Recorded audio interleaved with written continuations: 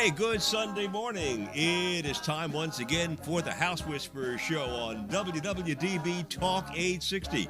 I'm Barry Reisman, inviting you to stay tuned for expert advice about maintaining your house from the roof to the basement and everything in between. From the guy who tells us that every house has a story, professional home inspector Jack Milne. And Jack has a special guest with him today who's been here before. Always great to have both of you guys on the air. Let's first of all say good morning to Jack. How you doing today? Well, good morning, Barry. It is another Sunday, and I'm real excited today. We're bringing back Glenn Aust, a popular visitor to the House Whisperer Show. And Glenn in the past has talked about a variety of subjects, from light bulbs that are currently found on the market but maybe slowly and surely disappearing, and generators as well as their maintenance. But today we're going to talk about what I like to call acronyms, AFCIs, GFCIs, their use and their installations. I'll also discuss with Glenn about the safety of ungrounded receptacles, because a lot of our homes out there still require a two-prong plug and also switches. But the other thing I want to talk about today, if we have time, are surge protectors. So all these things are being introduced into our home for our overall safety. So before we start, please let's take time for our sponsors, because without them I wouldn't be able to chat with you today. So Bucksmont Inspections, Rob Bowie, located out of Sellersville, Pennsylvania. Anything that deals with on-site sewage systems, be it evaluation, repair, replacement, or design, you can reach out to Rob at bucksmontinspections.com for their website, or 215-669-4213. Burrow Exterminating, both termite as well as radon testing out of Glen Olden, Pennsylvania. You can reach them at 610-586-5640, and their website is burrowexterminating.com. Pest Blaster, all these guys we've had on the air over the last few weeks. Michael Canner, located out of Hamilton, New Jersey. He gets involved with radon testing, mold evaluation, wood-destroying insect inspections, as well as pest removal. So you can reach him at 215-295-5555. BrainFlushGear.com. It's as simple as that. Okay. Email is contact@brainflushgear.com. But anything eclectic that you want to wear, it can be airbrushed, it can be embroidered, it can be designed. Anything you need, these guys can put it together for you. And finally, Tri-County Inspection Company celebrated our 30th anniversary this past July. We're out there, guys. We're in 15 counties. But you can find us at local numbers at 215-295-2030, 610-296-2004. In the Lehigh Valley, up where Glenn is from, 610-346-7880. And South Jersey at 856-853-4224. So please let them know that you heard their ad on the House Whisperer Show. And all previous shows are available on thehousewhisperershow.com. And as of December, a link will be offered to the shows at tcinspect.com. So we're going to bring back Glenn Aust. So, Glenn, why don't you give us a brief history as to GA Electric and how our listeners can reach out to you? Well, hi, Jack and Barry. Good to talk with you two again. And appreciate that, Jack, for the time. Actually, I've been doing electrical work for 33 years now. My first 10 years were mainly commercial. And now I'm over 90% residential. But with these homes going up today, some of them you can pretty much call commercial because they're so big and require much more electricity. But I am serving Bucks County and Montgomery counties. I'm actually, Jack, in Bucks County at the very end of Upper Bucks County.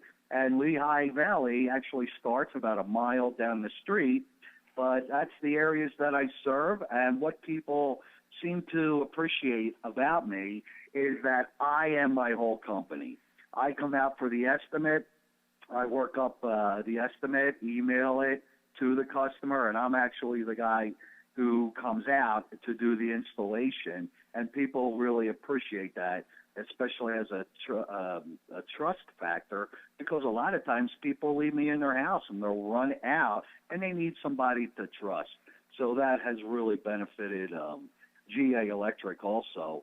But I'm just the opposite of these big companies coming in and trying to up the price on any electrical subject in the house. I'm honest with people, and they seem to really appreciate that and my experience. Well, how can people reach out to you, Glenn? How can they find you? They can write an email to me, glennelectric22@gmail.com, and that's with 2 N's on Glenn, glennelectric22@gmail.com, or they can call me anytime, 215-357-5259 or 610-346-8129. Awesome. So let's start with GFCIs, ground fault circuit interrupters. Why do our houses have them, and why are they important? Yeah, it really is a worthwhile protection, Jack and Barry. It's required basically wherever there's water, because water is such a perfect ground, and the potential of someone getting shocked more severely exists around water or metal. But the code says ground fault protection must be provided outside, unfinished basements, within 6 feet of water in the house, 6 foot of a wet bar or sink, and also garages also are required to have ground fault, GFCI, ground fault circuit interrupter protection. And basically, it's a hard name to remember, but it's shock protection, and it will actually turn off and disconnect the circuit before you even feel the shock. That's how quick it is, and it actually works off the neutral, detects the excess current going through it, and turns it off within a nanosecond, so whoever is going to be shocked won't be as it disconnects the circuit. Well, that's why they have those little test and reset buttons on them too, folks. I mean, they want you to test them as well. But in my occupation, Glenn, sometimes I push these buttons and nothing happens. So what do you think their life expectancy is? Well, that's a good question, Jack. Basically, the manufacturer in the instructions, when you get a ground fault protection, can be done on a receptacle or a circuit breaker. And when you buy that circuit breaker or ground fault receptacle, it will tell you to test it monthly. So what you're doing when you test it is reenacting a situation of someone getting shocked. And it trips the circuit, disconnects it, and you have to reset it on the breaker or receptacle. But if that stops working, it's time to replace the breaker or the receptacle, as your protection has been lost. And that's why the manufacturer wants you to check it monthly. I don't even check mine monthly, but every so often I do, because it's so quick. You push a button, if a button trips out and you reset it, well, then your protection's there for whatever you're going to plug in to, or whatever is connected to that circuit breaker. And I'm starting to see now where I think everybody kind of gets ground fault happy, so that every receptacle in the kitchen is a GFCI, or if you have 2.5 bathrooms, you've got GFCIs in all of those. And nothing drives me crazier than that, Glenn, because there's this lead GFCI out there, and then I trip this one over here, and I can't push the reset button because it's somewhere else. Yes. So, typically, Glenn, I usually see maybe 2 GFCIs that serve a kitchen and 1 GFCI that may serve the bathrooms, outdoor receptacle, in the garage. I mean, that seems to be the normal placement and amount. But my question is, how many outlets can you put on a single GFCI? Do you know? Well, actually what happens there is what I see the homeowner understands that this is now required in homes. It might be an older home, and you might look at your kitchen counter and see 4 receptacles in a row. Well, people that don't know what they're doing will put a ground fault receptacle in each one, when in fact they're all wired together. And you only need a ground fault receptacle at the first of the four, using this example, because even though it looks like a normal kitchen counter receptacle, it's coming off of the first newly installed ground fault receptacle, and it is protected. So people will see, oh, that's a normal receptacle. I better put a ground fault receptacle there, but it's already protected by an adjacent ground fault receptacle, and that's all determined on how it is wired. Now, if those four receptacles along the kitchen counter are each wired independently, then yes, they will need a ground fault receptacle in each one, but most of the time they're connected together. But that is why, Jack, people put in multiple ground fault receptacles. And, for example, like 10 or 11 receptacles can go on a circuit, depending where it is and what it's supplying. But that is all that is needed is a ground fault receptacle at the start of the receptacle circuit, wherever it is, to provide that protection. But it is frustrating when people don't know that, and they'll put in all four along a kitchen counter when they only needed to put in one at the beginning. Usually it's someone that doesn't know what they're doing, or the homeowner doesn't want to call an electrician to come out and does it themselves unnecessarily. Hey, guys, I don't want to give you a shock, but we have to take a break for a commercial. All right. I'm getting warmed up here. Come on, I like it. All right, we've got Glenn Aust here. We've got Jack Milne. And we will be right back talking about some more shocking subjects right after this.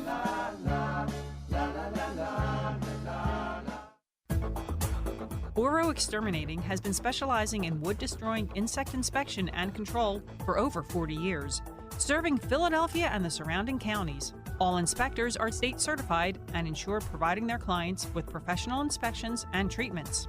Boro not only performs conventional termite treatments, but also handles special services like historic buildings and homes with wells, creeks, or ponds. The client is assured that all treatments will be performed safely when you hire Boro to do the work. They also provide radon testing in their service area.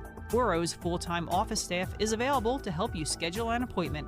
Just call 610-586-5640 or send an email request to boroinspects@verizon.net. That's 610-586-5640 or email at boroinspects@verizon.net. Specially created t-shirts by BrainFlushGear.com offer the extreme sports enthusiast an opportunity to have a clothing line available that suits their sport. BrainFlushGear.com understands that when we get the moment where we can jump on our motorcycles, wave runners, surfboards, snowmobiles, or skateboards, it can be priceless. They offer custom artwork including silk screening, transfers, and embroidery. Speak to one of their consultants today and they'll help you create your own Brain Flush. Visit BrainFlushGear.com or email them at contact@BrainFlushGear.com. For your septic inspection and testing needs, please consider Bucksmont Inspections. They've been serving the Bucks and Montgomery County areas for over 15 years. As members of the Pennsylvania Septic Management Association, the Pennsylvania Association of Sewage Enforcement Officers, and the Pennsylvania Association for Professional Soil Scientists, Bucksmont Inspections can inspect your existing septic system or test for your new septic system placement. Please call Rob Bowie at 215-669-4213 and say you heard their ad on the House Whisperers show. Tri-County Inspection Company has been providing professional home inspections, commercial inspections, and historic property evaluations for over 30 years. For all of your real estate transactions, call Tri-County Inspections at 215-295-2600. 855-2030. For their New Jersey clientele, call 856-853-4224. Tri-County Inspection Company covers 13 counties, serving both New Jersey and Pennsylvania. They have performed inspections for over 70,000 clients and are members of the American Society of Home Inspectors, as well as the Pennsylvania Home Inspectors Coalition. They are licensed in both Philadelphia and New Jersey. Call 215-295-2030 or 856-853-4224. As the weather gets cooler and the temperatures drop, the bugs might slow down, but the rodents don't stop. Mice and rats begin to invade homes during the fall and winter months, looking for food, warmth, and a comfortable place to nest. Don't wait for pesky rodents to invade your home. Fight back. Have your home baited and ready for their attack with Pest Blaster. Whether preventative or a full-blown infestation, give Pest Blaster a call at 215-295-5555 and they can discuss the solution to your problem. They also offer humane animal removal services for a wide variety of wild animals, damage repairs, and cleanups. Call them today at 215-295-5555 or check them out at pestblaster.com, servicing both New Jersey and Pennsylvania. Pest Blaster, 215-295-5555 or pestblaster.com for all your pest control needs. Our house is a very, very, very fine house. Okay, we're back on the House Whisperer Show at WWDB with Jack Milne and today's special guest, Glenn Aust from GA Electric. And let's pick it up, guys, from where we left off. So before we kick back in and talk about AFCIs, Glenn, one more time, how about some phone numbers that our listeners can reach out to you? Excellent, Jack. Thanks. They can reach me by phone at 215-357-5259 or 610-346-8129. And they can always drop me an email at glennelectric22@gmail.com. And there's 2 N's in Glenn. They can contact me and either way. Now, let's move on to AFCIs, arc fault circuit interrupters. Why is this type of breaker making such a profound difference in our electric panel boxes? Well, for one thing, Jack, they run about $35, even up to $45 a piece for single pole circuit AFCI arc fault circuit interrupter. What it does is detect arcs in the circuit, loose connections, etc., and disconnects the circuit. But now we're going in these new homes going up today. We're going from a normal single pole 15 or 20 amp breaker in the panel, which is $4 or $5, to an AFCI circuit breaker, which can run, like I said, $35 to $45. So it's a great increase in the cost of the material as far as the total installation of the electrical panel is. But also, if you have a older home, it's grandfathered in. Even if you upgrade your service, you're not required to put in arc fault circuit breakers, but new installations, yes, they are required in the electrical panel and much more expensive. Yeah, I've been doing a lot of new construction lately, and all I'm seeing in there are very few standard, single pole breakers. Of course, I'm seeing a lot of my 220 circuits for larger appliances, but almost every other breaker in there are AFCIs. But Glenn, I'm hearing that these things are problematic. I mean, what are you running into? They were when they first come out, and I talked to my local electrical inspectors, and they feel the same way. 2010, it was required in all new installs, and they were actually too sensitive and problematic. But now they seem to have fine-tuned it, and they actually do work. The example I tell my customers, if you lay an extension cord across your driveway and a car's running over it, and the black hot wire is broken, and it's actually broken inside the insulation of the extension cord, as that arcs, it can be 1,000 degrees or more. The arc fault circuit breaker will detect that and trip and disconnect the circuit. So they have gotten better as far as the sensitivity than they were when they first were required in 2010. So basically, their sole purpose is to prevent fire. Is what Absolutely. I tell clients. Or, say, a loose connection, a bad switch, any kind of arc that hits a certain temperature, the circuit breaker will detect it and disconnect the circuit.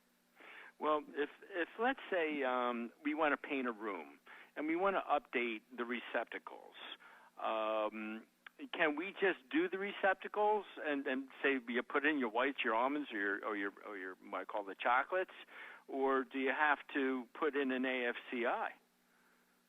Actually, it's only with new installations, Jack, something like that. And again, if you're going to upgrade an existing panel in an older home, it's actually not required right now in Pennsylvania.